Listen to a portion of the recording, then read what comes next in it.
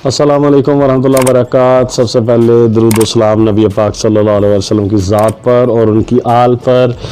उम्मीद है कि आप सब खैरियत से होंगे। आज हमारा नेक्स्ट सेशन जो है वो फैमिली मुस्लिम लॉज पर चल रहा है, फैमिली केसेस पर चल रहा है। आज खान साहब का हमने अपने साथ मदऊ किया हुआ है। खान साहब अस्सलाम वालेकुम। वालेकुम। खान साहब, जैसे कि हमारी सीरीज़ चल रही थी, लास्ट रिकॉर्डिंग पर लास्ट वीडियो पर हमने आप एक बात की थी आपस में, वो आपने हमें एक्सप्लेन किया था कि डिसोल्यूशन ऑफ मैरिज और रजिस्ट्रेशन ऑफ मैरिजेस। अब चूँकि वो सीरीज़ चल रही है, वो एक सीक्वल चल रहा है, तो तसलसल में ही एक चीज़ हमारे सामने आती है, वो डावर की आती है, जिसे हक महर कहा जाता है। तो शॉर्ट सा टाइम में आप एक्सप्लेन कीजिएगा कि ये जो हक महर है बेसिकली इससे क्या मुराद होती है।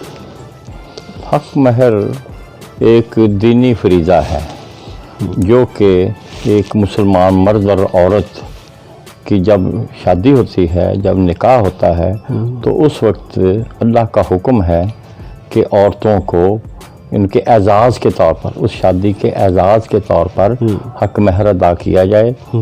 हक महर को अंग्रेज़ी में डावर कहते हैं। चूँकि हम अंग्रेज़ी कानून का तरीक़ाकार इसमें राइज है, तो इसलिए हमारे लिए ये दोनों टर्म जो हैं वो काबिल इस्तेमाल होते मुस्तमल हैं। हक महर दरअसल दूसरे आप कह सकते हैं कि जैसे एक कॉन्ट्रैक्ट होता है, कॉन्ट्रैक्ट की एक कंसिडरेशन होती है, इसी तरह ये निकाह की एक कंसिडरेशन है। जी। और ये खावंद की ऑब्लिगेशन है, उसकी ड्यूटी है, वो ड्यूटी बाउंड है, वो मकरूज़ है औरत का कि औरत को निकाह की कंसिडरेशन के तौर पर वो उसको अदा करे। और इसके बगैर कोई शादी कानूनी तौर पर, मजहबी तौर पर हो ही नहीं सकती, बिल्कुल सही, जब तक उसमें हक महर का तयन ना हो। बिल्कुल सही, यानी इसकी एक शरई हैसियत है। शरई बिल्कुल सही। मतलब इसकी मिकदार कितनी होती है? इसकी मिकदार जो है वो कहीं पर मुकर्रर नहीं की गई। सही। सिर्फ कुरान करीम में मुख्तलिफ सूरतों में, सूरह शरीफ में इस चीज़ का तज़किरा है, जिसमें कहा जाता है कि औरत को और इन औरतों को महर खुश दिली से अदा करो। सुभान। इसकी कोई मिकदार नहीं है। आम तौर पर हमारे माशरे की रस्म बन चुकी, जब हमारे दौर में इसको 32 रुपये 6 आने कहा जाता था। अच्छा, सही। फिर कभी 1000 कर देते हैं, जो मिनिमम जो 2000 कर, इतना मिनिमम है, न इसमें मैक्सिमम है। बिल्कुल। ये खावंद बीवी या दूसरे उनके दो खानदानों, उनके आपस में कंसेंसस पर होता है, उनके माली हालात पर होता है कि जो आपस में वो इत्तेफाक राय से तय कर लें, तो वो ही जो है फिर वो ऑब्लिगेशन बन जाती है। वो खावंद दूसरे के मकरूज होता है कि वो अपनी बीवी को निकाह की सूरत में अदा करे, इसकी कंसिडरेशन के तौर पर। सही। मतलब इसके अंदर ये परसेप्शन गलत है कि अक्सर लड़की वालों की तरफ से एक डिमांड हो जाती है कि अभी मतलब कि 5 लाख 10 लाख या एक मकान या कोई प्रॉपर्टी हक महर में नाम लिखो ताकि रिश्ता सिक्योर रहे। क्या ये सही प्रैक्टिस है?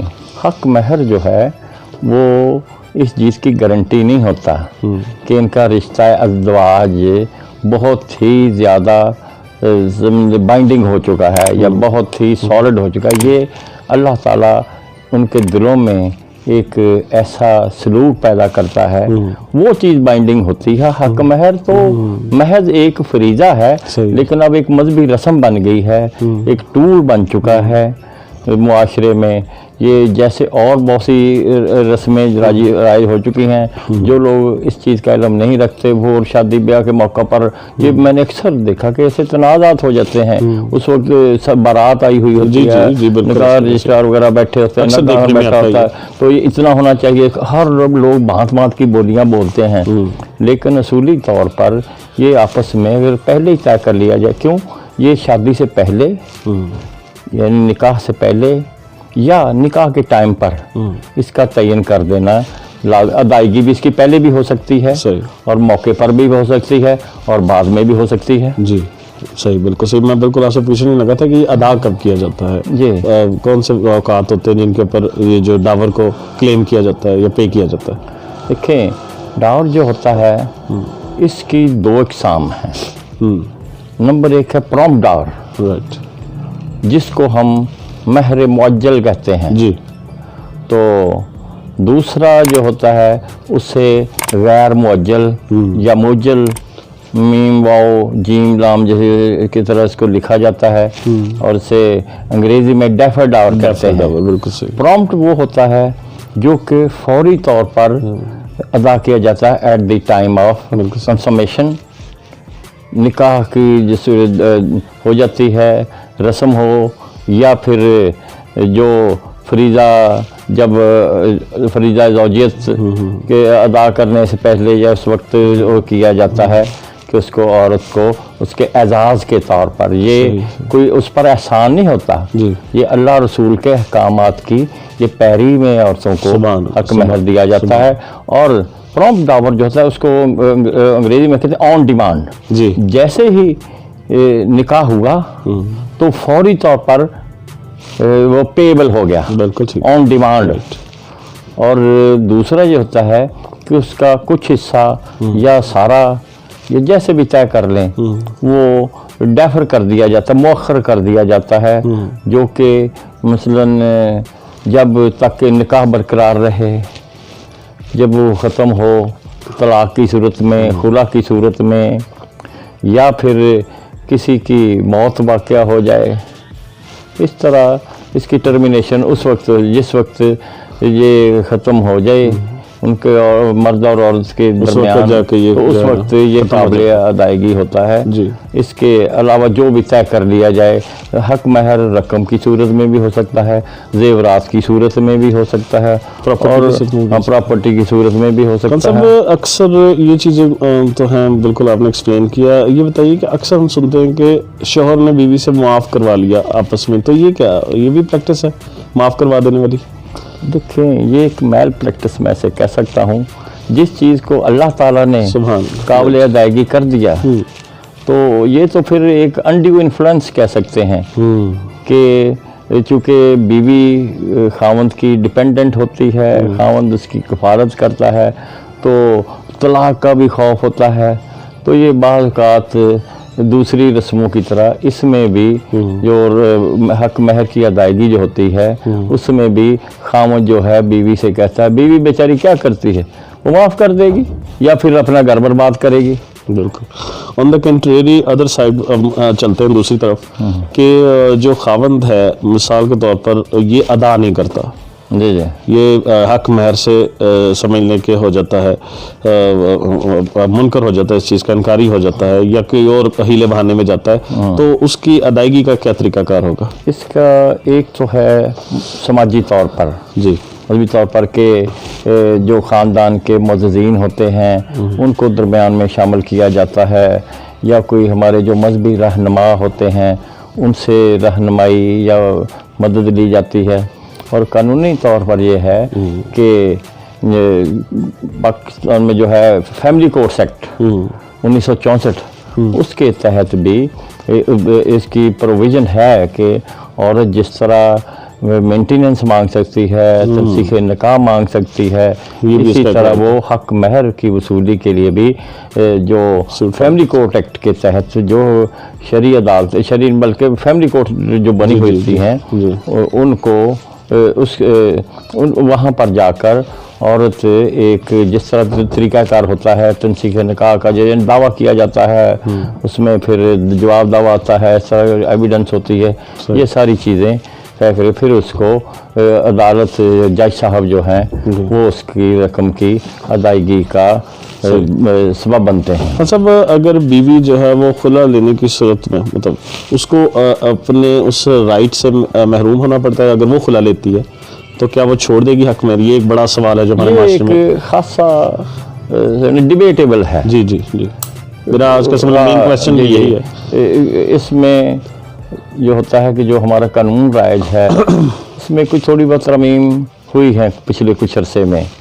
تو پہلے یہ کنسیپٹ یہ بھی آیا تھا ایک دفعہ کہ یہ سارا ہی چھوڑنا پڑے گا, اور خلا لینے کے لیے آتی ہے تو اس کو سارا, لیکن جو دینی تصور جو ہے کہ یہ خلا جو ہے یعنی یہ حق مہر جو ہے اور خلا یہ آپس میں ان کا کوئی معاملہ نہیں, یہ اس کا بدل نہیں ہوتا, لیکن یہ ہوتا ہے کہ مختلف ہمارے جو فقہی ہیں रहनुमा, उनसे रहनुमाई लेकर जो हमारा कानून इसमें जो तरमीम की गई है उसके मुताबिक इस वक्त जो प्रॉम्प्ट डावर होता है उसको 25% तक छोड़ना पड़ता है, अच्छा जी, सरेंडर करना पड़ता है। 25% जो है और डेफर्ड तकरीबन 50% तक ये अदालत की सवाबदीद पर है, वो कितना इसका तयन कर दे। ठीक, इसके लिए बाकी कोई ऐसा हार्ड एंड फास्ट रूल नहीं है। तो वो टोटली महरूम नहीं होगी अब? नहीं, कतई नहीं, ये गलत तस्वर है। सही। हाँ साहब, जो शोहर ने बीवी को, अब इससे थोड़ा सा हटकर एक सवाल है कि बीवी को कोई तोहफा देता है कि ज्वेलरी को, जेवर शादी के टाइम पर, तो जब at the time of separation वो उससे वो क्लेम करेगा वापस कि ये मुझे वापस कर दो, जो मैंने तुम्हें जेवर दिया हुआ है? दरअसल ये इसका इस मौजू से कोई ताल्लुक नहीं है, मैंने बिल्कुल आपसे कोई ताल्लुक नहीं है। ये तो एक गिफ्ट की एक शक्ल है, गिफ्ट है। सही। जिस तरह एक गिफ्ट किसी को दिया जाता है, प्रपोजल, एक्सेप्टेंस, ये व्हाटसोएवर, तो ये चीज़ें जो मैरिज गिफ्ट के सिलसिले में भी अदालतों के फैसले आए हुए हैं, ये फिर खामद वापस नहीं ले सकता। ये गलत तस्वर है कि ये वो जो तलाक हुई तो वो फलानी चीज़ कुछ दी हुई है कि उसके नाम वो वापस लेगा, नहीं, ऐसा नहीं हो सकता। बिल्कुल सही। खान साहब बहुत शुक्रिया, थैंक यू सो मच। बड़े अच्छे तरीके से आपने शॉर्ट से टाइम में दावर को एक्सप्लेन किया अकॉर्डिंग टू द लॉ, और अल्हम्दुलिल्लाह बड़ा अच्छा, हमें भी अल्हम्दुलिल्लाह ये लेक्चर हमारा रिकॉर्ड हुआ। एक चीज़ है कि आगे चूँकि इसी सीरीज़ को हम लोग लेकर चल रहे हैं, तो इसमें आगे मेंटेनेंस और जो है कि माइनर जो है राइट्स वगैरह वो सारे आ रहे हैं, तो उसके लिए भी जनाब का टाइम भी हमें चाहिए होगा इंशाल्लाह ताला। बल्कि मैं रिक्वेस्ट करूंगा ख़ास तौर पे हमारे जो नौजवान वकला हैं वो इस हमारे इस जो है लेक्चर को ज़रूर सुना करें, क्योंकि जिस तरह हमने अपने बड़ों से लर्न किया है उनको ये ज़्यादा आसानी से ये चीज़ें समझ, तसव्वुरात आसानी, ताकि वो अपने क्लाइंट्स को ज़्यादा अच्छे तरीके से, और बल्कि मैं तो शुक्रिया अदा करूँगा कि बाहर के कुछ सीनियर वकला की तरफ से भी इसका रिस्पॉन्स आया है। जी बिल्कुल। बिलखसूस हमारे जो एक बहुत ही काबिल एहतराम दोस्त हैं, मेंबर पंजाब बार काउंसिल रह चुके हैं, जावेद अवान साहब। जी जावेद अवान साहब का मैं भी बड़ा मशहूर हूँ, उन्होंने बड़ा अप्रिशिएट किया, उन्होंने इस चीज़ को अप्रिशिएट किया, बल्कि हर जी शऊर, हर जो इल्म दोस्त आदमी है इस चीज़ को इंशाल्लाह अप्रिशिएट करेगा। इसमें हमारा ज़्यादा फायदा तो कोई नहीं। जी हम तो चाहते हैं कि ये इल्म जो है आगे से आगे फैले। हम सब, ये मेरी भी मेन कॉज यही है कि हम इस चीज़ को इंशाल्लाह ताला लेके जाएँ स्टूडेंट्स के लिए भी, और आम माशरे में भी। अक्सर हम लोग सिर्फ मशवरे की हद तक ही पे करने के भी काबिल नहीं होते अवाम, तो उनके लिए इंशाल्लाह ताला अगर ये कोई रिलीफ बन सकता है तो अल्लाह पाक हमारी काज को कामयाब करें इंशाल्लाह। Thank you so much friends, आप लोगों ने हमारे वीडियो को देखा और सराहा। इंशाल्लाह अपना फीडबैक ज़रूर दीजिएगा और कमेंट सेक्शन में ज़रूर बताइएगा। अगर कोई किसी किस्म की आपकी कोई डिमांड है, कोई कानून ऐसा है जिसको आप फेस कर रहे हैं और उसके बारे में कोई कन्फ्यूजन है, तो हमें बताइए। हम इंशाल्लाह ताला आपके सामने एक्सपर्ट्स को लेकर आएंगे और वो आपके सामने उनका उस कानून को, उस लिटिगेशन को, उस प्रोसीजर को, उस ट्रायल को एक्सप्लेन करेंगे इंशाल्लाह ताला। और इसके साथ ही अपने होस्ट, अपने दोस्त एडवोकेट उमैर खान को इजाज़त दीजिएगा, दुआ में याद रखिएगा। अस्सलाम वालेकुम वरहमतुल्लाहि वबरकातुहू।